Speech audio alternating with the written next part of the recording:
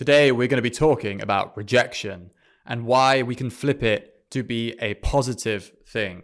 And even if you couldn't flip it to be a positive, if you struggle with that, maybe we can get you to a point where you are at peace with it and it's more of a neutral thing in your life rather than some overwhelming negative. I am Cameron. I'm Andy's assistant coach in his coaching program, and I come on this channel to talk about topics like this for you guys. So I've written down a bunch of ways in which I could flip rejection, i.e. a girl turning you down, whether that's on cold approach, whether that's on online dating, whether that's a girl you've been seeing for a while and she sends you a message saying, hey, sorry, I don't want to go forward anymore. All the various forms of rejection, trying to flip them into positives. Andy and I like doing exercises where we flip what seem like undeniably negative things and painful things, and we ask, why are these things good? Why is it good that this stuff has happened to you? Can you come up with reasons? It's a really interesting form of therapy and mindset coaching to get guys to flip these things into positives. But when it comes to rejection, it's one of those deeply painful things that a lot of guys go through for different reasons. But there are clearly potential positives. A lot of discourse online about, rejection making men stronger. Whenever we release videos kind of in a title like that online on YouTube, it seems to do really well. Talking about rejection as a thing that men go through is a topic that goes really well. And I guess not just men too, we're trying to make the channel more talking to women as well. And obviously women face rejection too in different things. But this is very much, my personal experience as a guy facing rejection in my dating life. Andy's personal experiences facing rejection, kind of powering through that. And even the most painful rejections, I wrote down a couple of examples of where is rejection most painful. And I think it's specifically in the ones where you've built a girl up in your mind. Maybe you had a crush on a girl for a long time, you built it up, you built some excitement, you went for it, shot your shot. What a legend if you do that. Anyone else who shoots their shot on girls they've liked for a long time, I have so much respect for you. And, you got rejected and that really fucking hurt. Other ones are where maybe you've dated a girl for a while and you've kind of gone down the road with her and you've built her up as something that maybe a bit more long-term, and then she rejects you at a later stage. That is also a bit more painful. You've built that up in your mind. Other ones getting rejected and your friends know it. That was big, I think, for me. I had a huge thing about my friends seeing anything in my dating life, telling my friends I had dates, telling my friends I was seeing girls, just in case it gets it goes downhill and I have to, tell everyone that I got, rejected or turned down or whatever. And that kind of personal embarrassment in social situations, that concerned me. That was a huge thing. And when it did happen, I felt, publicly embarrassed that I got rejected in front of my friends. So those are some of the examples of where I think maybe it hits harder, it's more painful.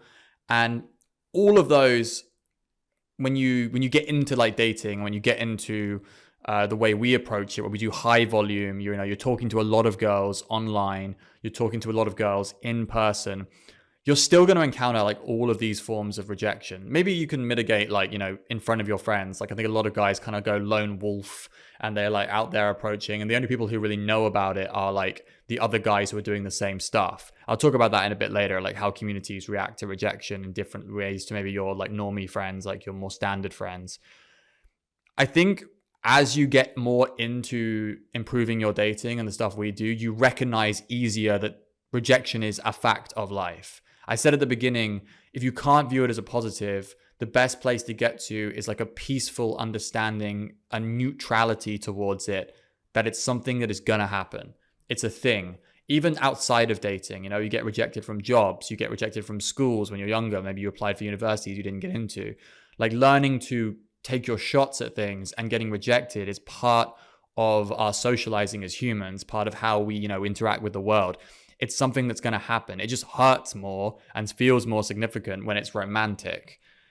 So can you get yourself to a point where you view it as just a part of it? It's just it's like being in a storm, you're not angry at the storm. It's just a thing that happens that we have to deal with as humans. And yeah, this is a point where it's training your stoicism and your stoic resolve? Like, you can take these hits and keep rolling. Can you take like a day when you're out cold approaching and you like get rejected harshly like 10 times in a row? Can you roll off and just keep on approaching? Because lots of guys can in our community. Lots of guys are really good at that, good at just rolling off, rolling with the punches, even allowing sometimes the feeling of being rejected and to use it as fuel, use it as like motivation to move forward. That's another thing you can do, like redirecting that energy, especially in the earlier stages when you're less experienced, I'm not expecting guys to have like perfect peace and stoic resolve when they've just started doing this stuff, when they've just started approaching. But what you can try to do is humble yourself, humble your ego to a point where you recognize that, one, it happens to everybody, even like Brad Pitt, fucking who else, who's actually younger that's good looking? Timothy Chalamet, I don't know. I can't say Brad Pitt anymore. He feels like he's getting too old to start using him as like the epitome of good looking men.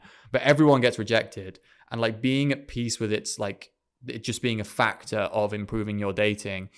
That's a fantastic place to get to. I see a lot of guys get there pretty quickly, and those guys are pretty good at racking up numbers in terms of racking up the volume and just generally being more like their vibe is better. When they get on dates, their vibe is better because they're not thinking about all the rejections. They're not thinking like, oh, I need to do everything right because if I lose this girl, it's another rejection. It's like, no, it's like, I'm going to go and date this girl. If she rejects me down the road, that's okay. That's part of it. And you just kind of have this peaceful vibe about you that I think girls pick up on. I think they pick up on when you're a bit more relaxed and you're less stressed about this stuff.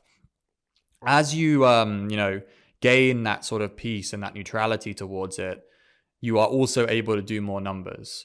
Like, you're just able to do a lot more approaches and, more importantly, date at a higher volume. So you don't stress and worry about your dates. Like I said, like you can just go into it with like, that's what abundance feels like. When you have like other girls, if you're dating 2 girls at once and you're looking to add a third, you just don't have a lot of stress on those dates. You don't have a lot of that because you have abundance. And if you don't have abundance yet, sort of having a more zoomed out view of the rejections you're facing and zoomed out view of how dating actually is, that can kind of, be in place of that abundance, that just like that peace and understanding that you just need to put in the volume and you'll be fine. That's like something you can achieve. And like, that's for me where I have to sit when, I move to a new location. Say next year I decide I'm going to move back to Australia after like not being there for 5 years, which I'm considering. I'll be without girls when I arrive. I don't think I know anyone that I could hook up with again that I hooked up with last time. Maybe I'd have to consider that. But, I would go there and understand if I put in the numbers, I'm going to face some rejection. I'm going to face, a little pain period at the beginning where I'm just not going to have a lot going on. But eventually, if I keep plugging away, I'll get to where I want to be. And that leaves me at very chill and at peace. And I got that through experience. I got that through seeing that these individual rejections don't really matter as you can keep moving on. So that's how I would like look at it. Like, at the beginning, just recognize that as you gain more experience, you improve your resolve and being at peace with the fact of rejection. You also, don't build up that much. You don't build as much excitement for individual girls, which helps stave off that like more painful level of like, I build up excitement for over 6 months for this girl. Like nowadays, if I like a girl, I approach her, like I'll talk to her about it immediately. I don't get excited about any 1 or 2 girls because I know I'm seeing quite a few girls. And also like, I'll talk about this now. The whole like getting rejected in front of your friends and it being a social embarrassment, the beauty of our community, and I mean like the forums, Andy's coaching, the Discord, those kind of communities, we celebrate the reps. We do celebrate if you get laid, obviously. We celebrate if you meet girls that you like and all that stuff. But above all, we celebrate action and effort and the reps. And if you're getting rejected, it's proof of reps. If you went out and got rejected 10 times, it's proof of reps. It's proof you're trying. And like, if the most of the people you talk to about this are in our community, no one's going to be fucking laughing at you for getting rejected because they know that it shows you're trying. It knows it shows you're working on this. So yeah, I would surround yourself with fucking people that won't laugh at you for getting rejected. That's another good point. So I talked a lot about, I guess, the emotions and peace and stoicism and all that stuff. And like, maybe some of you need like more logical, like positives, etc. logical explanations, even though that kind of is, volume, you're going to see it's just something that happens. My favorite framework for like understanding rejection from like almost like a mathematical point of view was from Good Looking Loser, and he was talking about sexual availability, and he was kind of just going through the reasons why you might be getting rejected. Because a lot of guys, and this feeds into why rejection hurts, a lot of guys blame all their rejections on them. Like, I wasn't good enough. I didn't convince her of my goodness enough. I didn't convince her to give up whatever reason she had. I didn't convince her around it, and it's my fault. And I guess it comes downstream from like, those ultimate responsibility, like extreme responsibility guys. But in like dating, there's this concept of sexual availability, which Good Looking Loser went into, talking about how a lot of it's out of your control and not your fault. You control how many girls you approach, but you don't control the individual circumstances of those girls. So they may be like, on their period. They may be in a relationship. That's the biggest one. Say you go up to a girl. I have a boyfriend. I'm married. I'm engaged, whatever. And she's just not going to cheat. And it's like, even if she was going to cheat, like, do you really want to go down that route anyway? So like, that's a big one. Maybe her ex just texted her 5 minutes before you approached her and she's in a real mess. Maybe she just got out of a long-term relationship and doesn't want to do anything with anyone for a bit. All of these reasons. Maybe she's just in a fucking rush to get to work and that's why she blew you off. Sexual availability, okay? Big reason. This can also happen with girls you're seeing, by the way. Like, sometimes a girl, like, I can't come over tonight. Like, she was just sexually unavailable that night, It's not a rejection necessarily of you. And that dovetails nicely into one of Andy's really nice, I think it was a video or short, I can't remember what it was, but he talked about how it's not a rejection of you a lot of the time. It's a rejection of your offer. You are offering, dating and sex, and that is what she's declining. She's not declining you necessarily as like the product, as like your personality, how good looking you are. It's not necessarily those things. But you see so many guys jump to like, maybe my fashion wasn't on point. My hair wasn't on point. I need to get bigger in the gym. I need to use, fucking show off my SMV, sexual marketplace. I don't like using those terms. But like, yeah, you need to show off the game. Like, there was so many ways that I could have done something. It's like, no. A lot of the time, she was sexually unavailable, or she just rejected your particular offer, which may have been quite a direct, aggressive offer of sex, which she was like, no, I'm just not interested. And yeah, it's not necessarily a rejection of you as a person, which I think a lot of the rejection, like the pain of the rejection, comes from the idea that you personally have been turned down. Whereas a lot of the time it's more she's turning down the situation. Battery on my camera died, so in case anything just changed randomly. The other thing I wanted to say right at the end here is that it comes back to the philosophy that Andy and I have in our dating approach.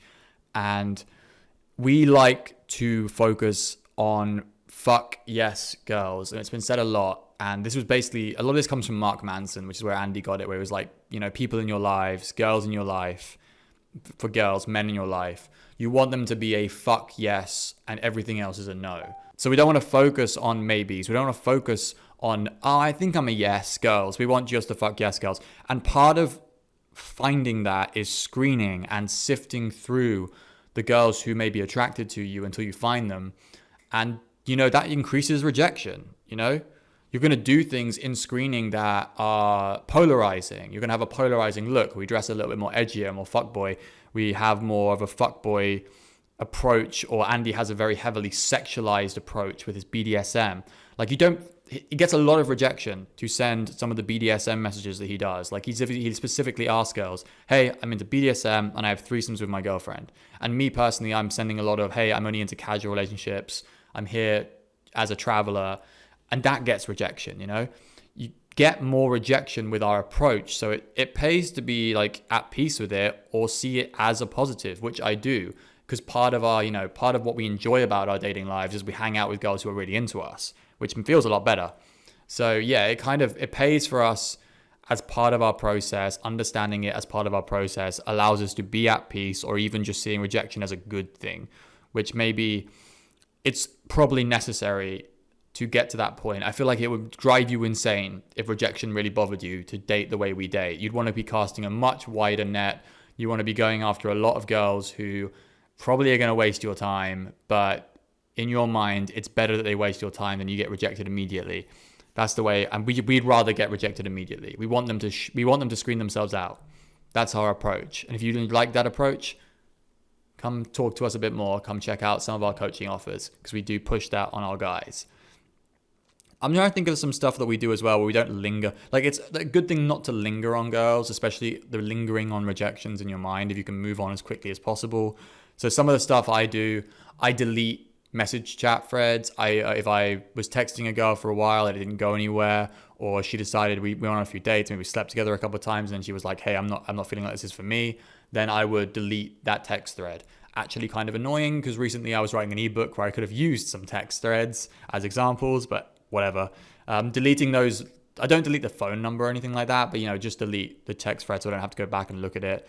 Deleting dead matches on Tinder and Hinge. Yeah, a lot of us like to do that, so we keep our our match queue very clean and just full of girls who are actually responding to us or have given us a number. You don't have to stare at all of the girls who didn't respond to you. That's a good tip. And then, the other thing is talk to more girls. That's always the answer to feeling down about a girl rejecting you or your lack of sex life. It's always go out and talk to more girls. Talk to more girls online. Talk to more girls. Go out and do cold approaches. Go out to bars and talk to girls in the clubs. The other one is also going and hanging out with a current girl you're seeing. If you're someone who if it's ethically non-monogamous like I am, you're seeing multiple girls, and one girl you've been trying to see rejects you, or you don't get enough on the apps, you just go and see one of the girls that you've been dating for a while and hang out with her and give her attention, give her time, because she's been reliable. That's what I noticed about the girls I've been seeing for a while now, is I'm rewarding them for their reliability and having stuck around. I feel like they deserve more of my energy to some degree than the fresher girls, the new girls I'm chatting to. Even if in your mind as a guy, sometimes you're more excited about new girls. But you can turn around and be like, hey, these girls deserve more of my attention. I've been seeing them for a while. Let's focus more on them. That's something else you can do. So I hope you got something out of this video. I think I've been very thorough about where we stand on rejection, me, Andy, and the community at large. Hit me up in the comments if you have anything you want me to talk about in the future. Check out the coaching offers down below. Andy offers $200 introductory calls. You can also ask for me if you want. I can jump on that call with you as well. It will also involve pitching our coaching program, which you can find out information down below too. We try and make it a paradigm shift for anyone that signs up. Like anyone who's looking for impetus, motivation, permission to do what they want to do. That's what we're trying to give to these guys. Not just, you don't need as much information maybe and as much secret as you think you do. Most of what you need is repetitive help with not going crazy, keeping the motivation, and then we'll jump in and give you the advice we think that you need. And that's what you get from coaching. And that's what you get from our coaching. So check out some of the details below.